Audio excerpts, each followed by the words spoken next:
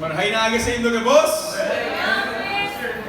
Now today, we're going to read through John chapter 5. And meron isang instance na meron hinil si Jesus Christ. Medyo may interaction niya with the guy. Now could you imagine today, ano kayong gagawin ni Jesus Christ pag napunta siya sa isang ospital? Siguro, tanggal lahat ng sakit. Lahat ng mga pasakit, wala ng hospital bills, wala ng cancer, wala na lahat. Kung nandito si Jesus Christ physically, ay sana yung kaya gawin. Pero ganun kaya yung magiging response ng lahat ng tayo. Gusto kaya natin talagang gumaling. In John chapter 5, let's begin reading verse 1.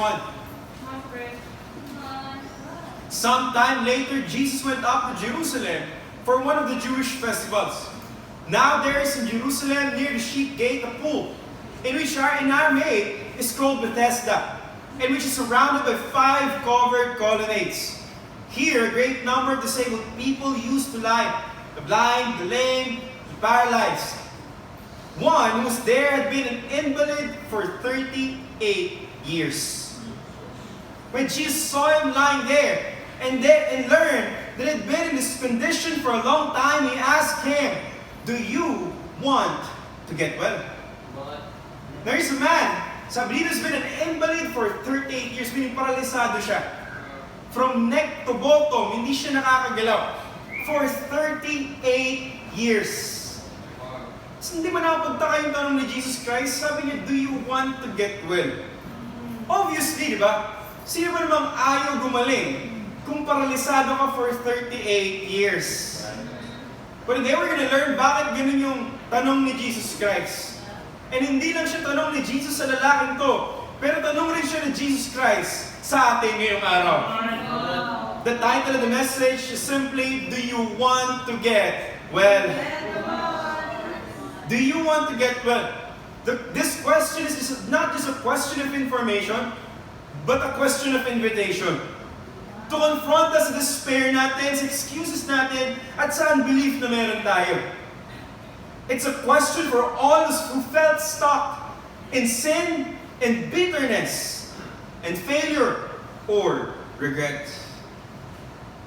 Point number 1, in order for you to get well, point number 1, never give up.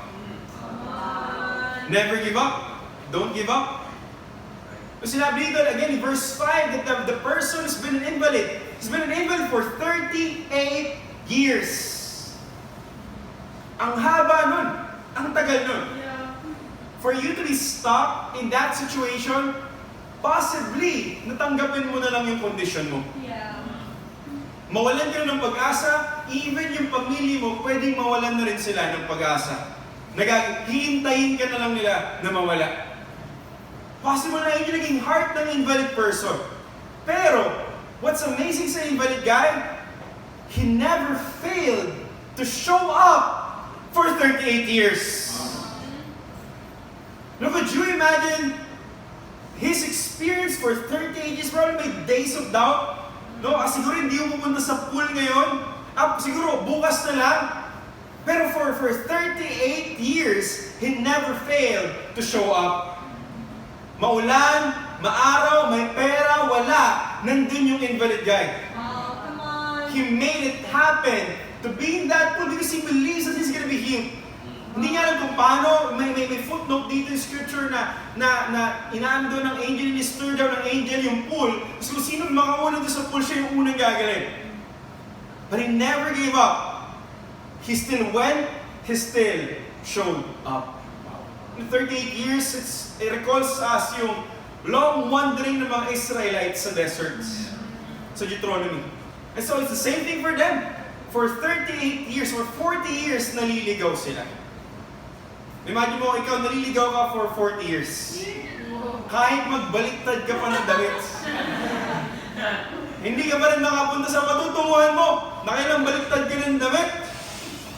38 years for this invalid guy, for 38 years, he was stuck. And yet this man kept coming to the pool year after year.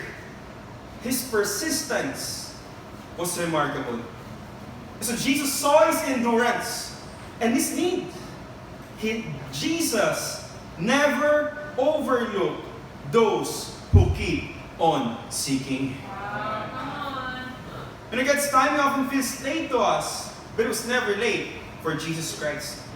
You know, dapat yung attitude natin kung never give up talaga. In Galatians chapter 6 and verse 9.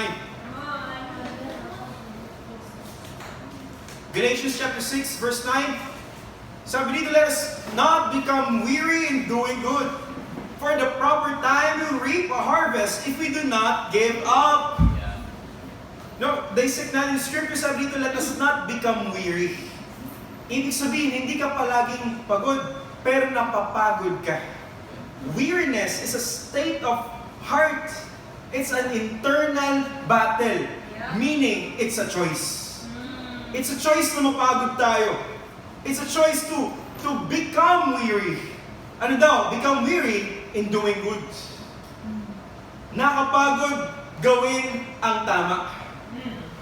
Bakit? So, hindi naman dahil masama ka na demonyo ka, hindi naman gano'n. May gusto mong tao, kriminal ka kaya napapagod mo parang may kakaibang sumasabi sa hindi ka naman gano'n. Pero the reason why napapagod ka gumawa ng tama dahil hindi mo nakikita yung bunga ng paggawa mo ng tama. Parang hindi naman sulit. We're focused on the results rather than our faithfulness to God. Kaya mapapagod ka talaga. Hindi siya sa resulta, hindi siya sa bunga. Pero sa iyong pagiging mabuti at tapat sa Kanya. Sabi dito, at the proper time you will reap a harvest. The Greek word here is kairos, meaning God's appointed time. So it's according to His timing, not to your timing. Hindi siya chronological, hindi siya patagalan.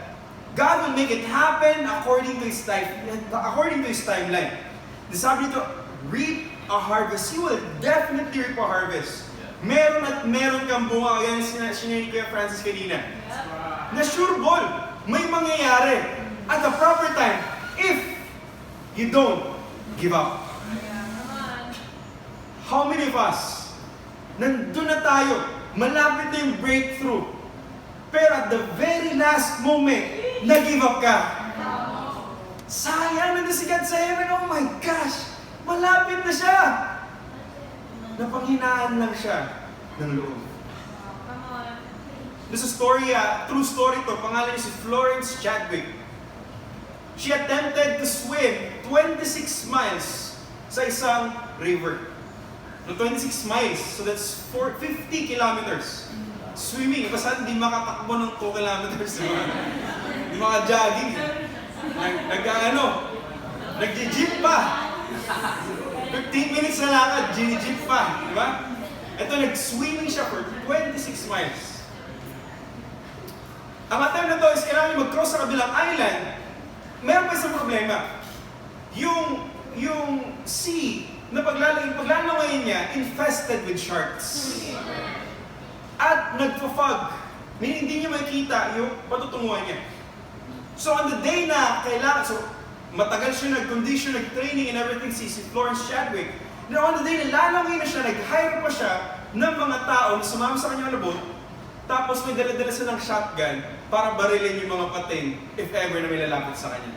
It's pretty intense, no? Okay, basta natin takot sa aso siya. Pating yung kalaban niya. And then she swam and for 15 straight hours, she did not stop swimming. The problem, on that day, medyo mahamog.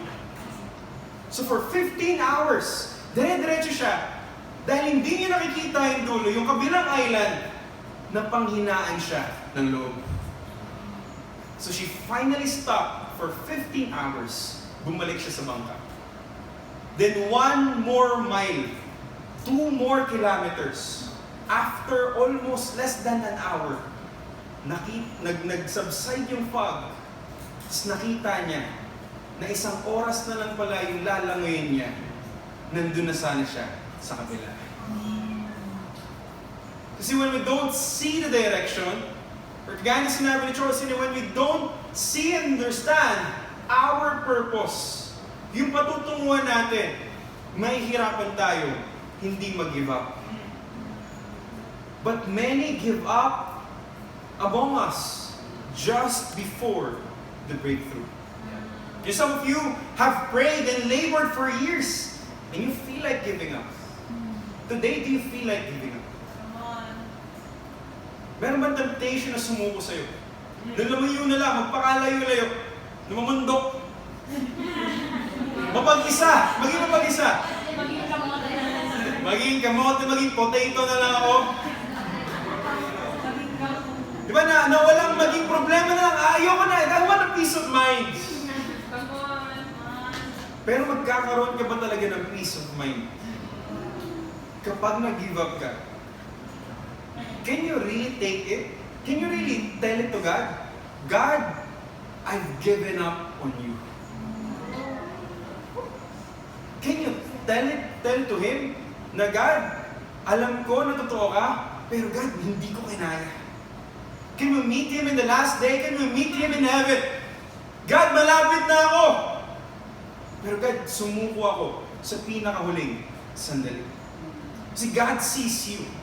When there's fog in your life, just like Florence Chadwick, she tried again. This time, that time, hindi na mahamog. In-encourage ng nanay niya. She swam 16 hours and she finally reached the other islands.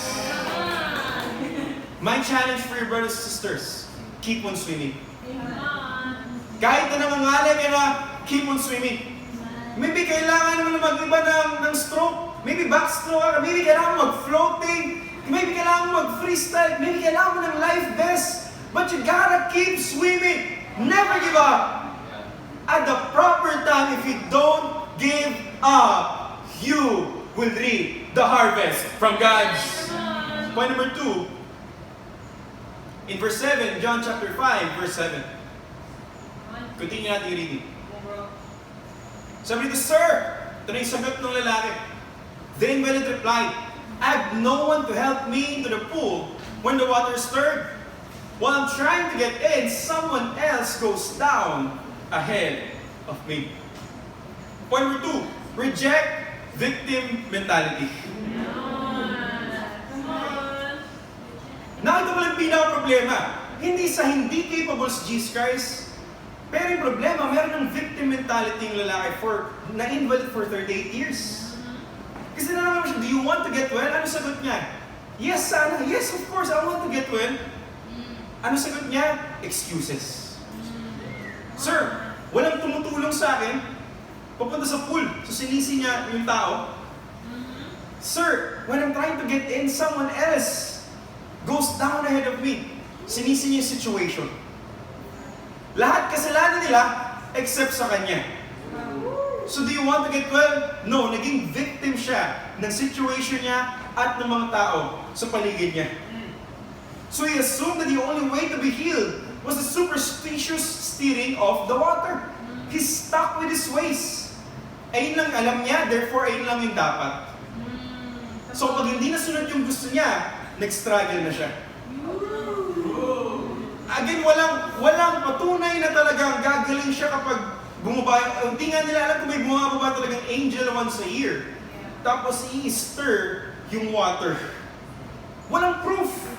He's going in through blind faith. Nandun lang siya kasi sabi-sabi ng ibang tao. Pero for 38 years, he never failed to show up, yes. But little by little, naging faithless na siya. His greatest problem was not his paralysis, pero yung mindset niya. Yung paralysis niya from neck to bottom lang, pero naapektuhan na rin pala yung pag-iisip niya. Ano yung victim mentality? Victim mentality looks at the obstacles, blames others, and waits for perfect conditions instead of trusting God's. Basically, victim mentality is a form of unbelief. Hindi ka lang naniniwala. Mas naniniwala ka pa sa excuse mo more than sa power ni God. It shifts hope away from Christ to people, to methods, and to circumstances. Then anong gagawin mo? You'd throw a pity party. at ikaw lang yung invited. Sa pity party mo, ikaw lang yung sumasayaw. Ikaw lang yung nagmumukmok. Ikaw lang yung mag-isa. At nagiging passive ka. And yet, Jesus stands at the front of this man, offering a living power. But the man is still looking at the pool. You gotta look at Jesus. But why are you looking at the pool? In Jeremiah chapter 17. Come on, Chris. Jeremiah chapter 17 in verse 5. Come on. Sabi dito, this is what the Lord says, cursed is the one who trusts in man, who draws strength from your flesh, and whose heart turns away from the Lord's. That person will be like a bush in the wastelands. They will not see prosperity when it comes. They will dwell in the parched places of the desert, in a salt land where no one lives. Sunod daw nangyari kapag meron kang victim mentality. Kapag nagtatrust ka lang sa flesh, sa tao, sabi dito, curse is the man. Come on. Para ka daw may sumpa. Alam mo yung sumpa, pag may sumpa, parang lahat ng ginagawa mo against si God. Ito yung plano mo, sabi ni God, no.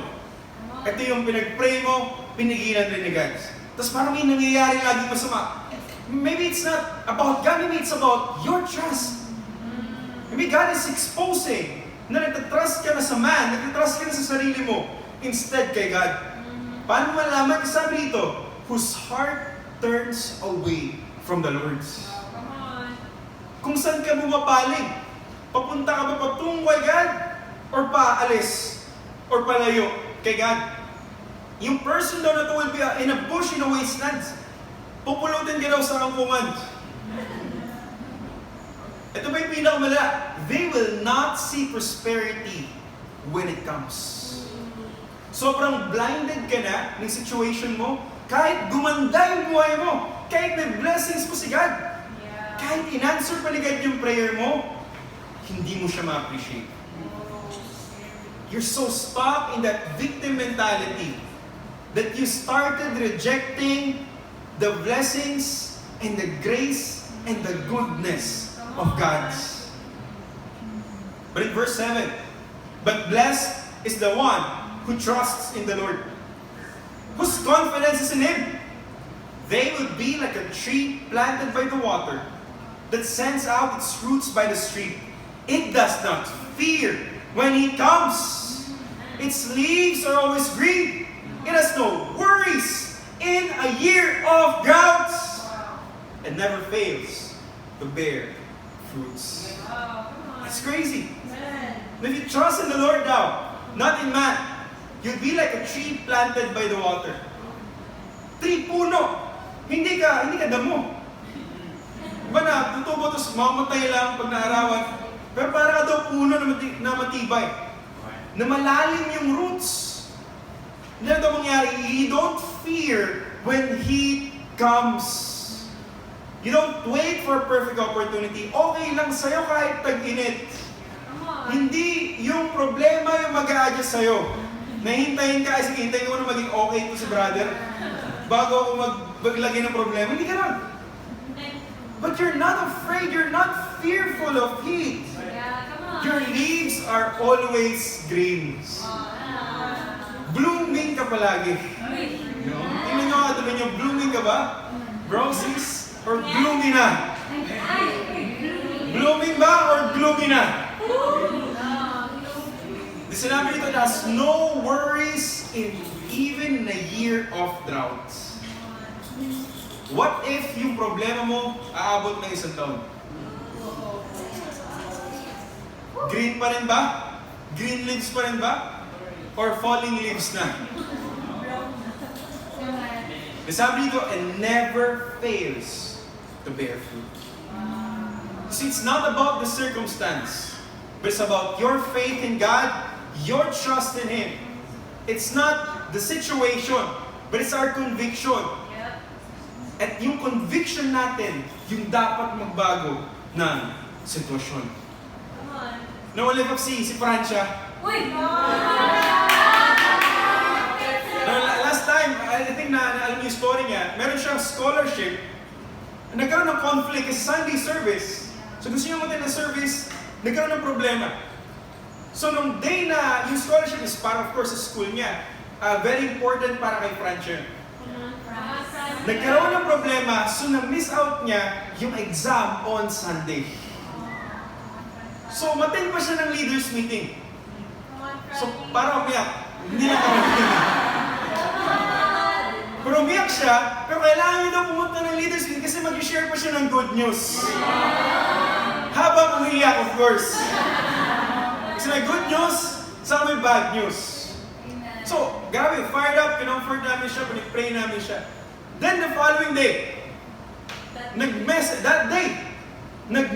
nag-email ulit sa kanya yung institution. Sabi niya, we will reschedule your scholarship exam. So ngayon nakapag-take na siya ng exam, hindi pa siya scholar, wala pang resulta. But isn't that amazing? Come on. My good news, my bad news, but it doesn't matter. Though it matters, but it's not the situation na magkakaroon ng epekto sa kanya. Pero regardless of her situation, her leaves are always green. She doesn't fear when it comes. She's deeply rooted, and her joy comes from the Lord. Hindi siya gaya ng layman na sisi si ganito, sisi si ganyan. But she started looking at Jesus Christ. Si Jesus, kaya kong umasa. Kaya niya akong iligtas. Today, are you stuck because of your excuses? Are you stuck because of your self-pity? Are you comparing your life to others? Are you blaming others for your lack of progress in faith? No, hindi kasi si ganito yung disciple ko. Yung Bible ko kasi hindi bigay eh.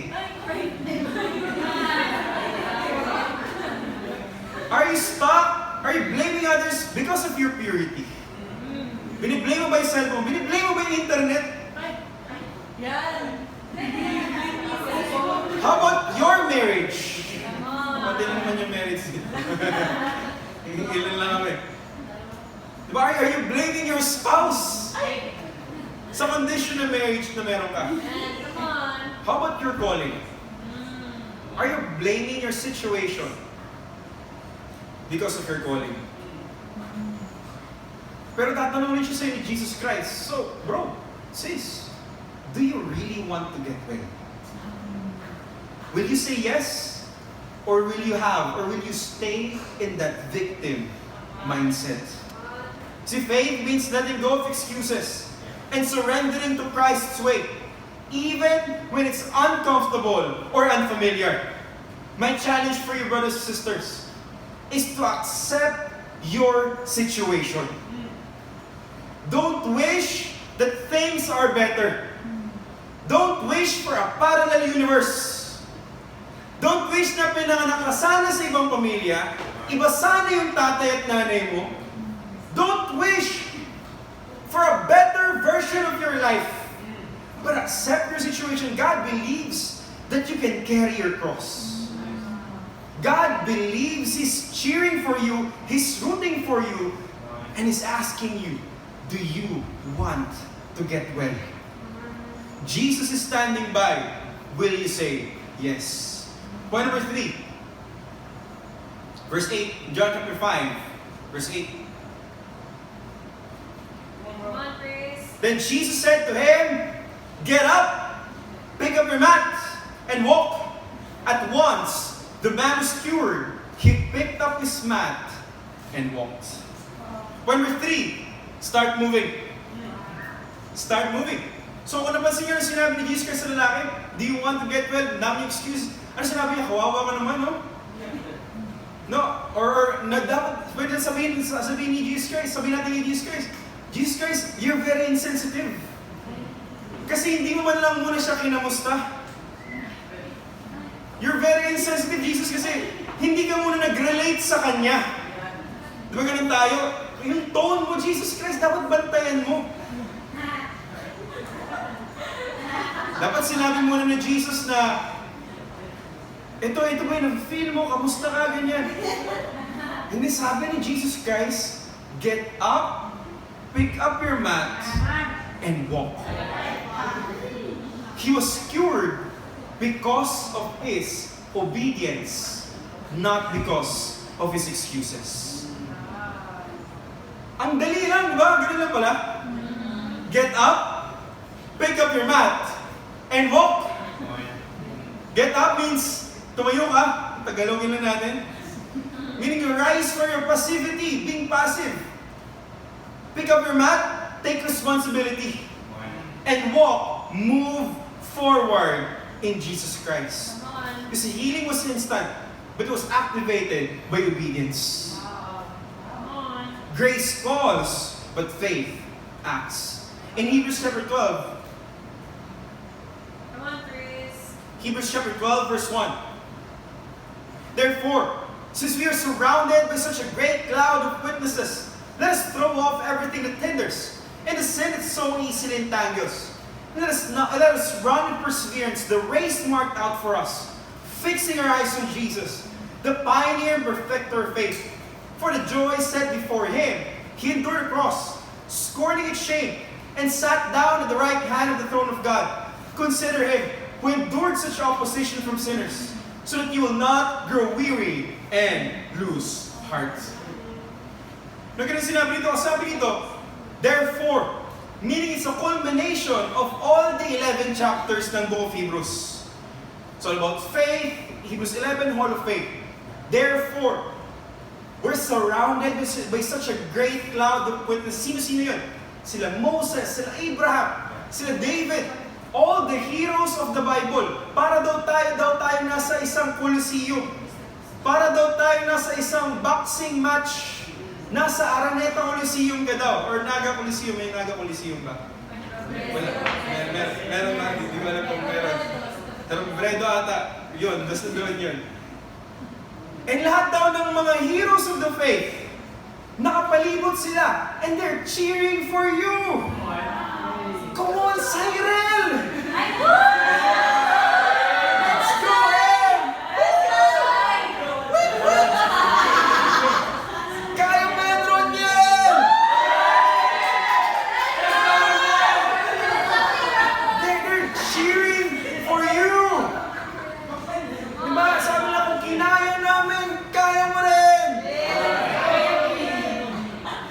And then dahil kinaya nila, sabi nila, let's throw off everything that hinders. Tanggalin mo daw yung nagpapabagal sa'yo. Ano yung pinakamagpapabagal sa'yo? Kasalanan. Sin would entangle you. Para kang tumatakbo daw na hindi nakasintas. Tapos nakatali yung paa mo. Paano ka tatakbo niyan? Kahit anong cheer pa namin, kahit anong cheer pa ni Moses, kung nakatali ka sa kasalanan mo, hindi ka makakaabante. So you gotta get rid of sin in your life, fixing our eyes on Jesus. So the greatest person, being who will cheer for you, Jesus Christ. While he was wearing that crown of thorns, while he was wearing that white cloth, dipped in his own blood, he's cheering for you. You can do it. Fix your eyes on him. You gotta consider him so that you will not grow weary and lose heart. And this is a story of a preacher. He delivered a powerful sermon. Grabe, after mag-deliver ng sermon, tayo lahat, standing ovation. Golden buzzer. Diba? Lahat, 4 cheered lahat. The following week, he preached the same sermon. So, marami pa rin nagpalakpakan, pero medyo nagduduod na sila. Baka nakalimutan ni sir. The third week, he preached the same sermon. Kumonti na yung palakpak. The fourth week, he preached the same sermon. And then someone finally stood up from the crowd. Sir, wala ka bang ibang sermon? Paulit-ulit yung message mo. Baka nakalimutan mo, sir, na ayun na yung pinreach mo. For the whole month, it's the same sermon, it's the same scripture, the same illustration, it's the same joke, it's the same challenge. Paulit-ulit. Sinabi ng preacher, I know, Come on. alam ko, and I'm not gonna change my sermon until you obey. Come on. Until you change. Come on. Until you finally make a decision that it's not about the sermon, but it's about your decision to get up, pick up your mat, and walk. Come on. Because you still have not done it, you will remain an invalid for another 30 years. So you gotta stop blaming the past. Stop blaming others. You can stop blaming Satan. We gotta accept Jesus' invitation to rise up, pick up your mat, and walk. And the real change begins when we take personal responsibility and finally obey. Come on. It's time to get up, brothers and sisters. Stop that pity party. Get up. Come on. Punasan mo na yung mga iyak mo. Come on. Pick up your mat, clean up your mess. Magkasabalutan ka na. Don't stay in that mud. Don't stay in that pit. And walk. It's time to move on. And it's only Jesus Christ. As you fix your eyes on Him, He's only going to be the person who will help you out. For you to rise, pick up your mat, and walk, and move forward in your life. Come on. So will I preach the same sermon next Sunday? Then the next Sunday, and then the next Sunday, I hope not. Because I believe, sabi nila, yung Naga disciples daw is obedient kay Jesus Christ. Amen? Hindi ka naman kayo gina-gaslight.